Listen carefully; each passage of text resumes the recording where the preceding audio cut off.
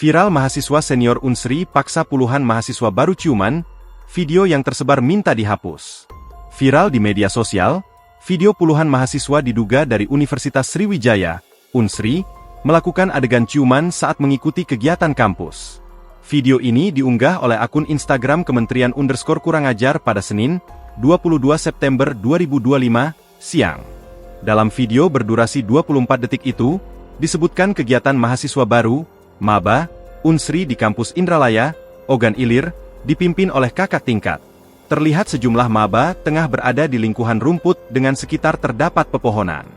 Terdengar suara perintah dari perekam video kepada para maba tersebut, di mana dalam video tersebut terlihat maba mencium kening maba lain sebagai bentuk perintah. Adapun tindakan tersebut dinilai sebagai bentuk pemaksaan kepada maba untuk berciuman. Salah satu pengirim laporan menyebutkan bahwa kejadian berlangsung pada Sabtu, 20 September 2025. Selain dipaksa berciuman, ada maba yang bahkan diajak berkelahi.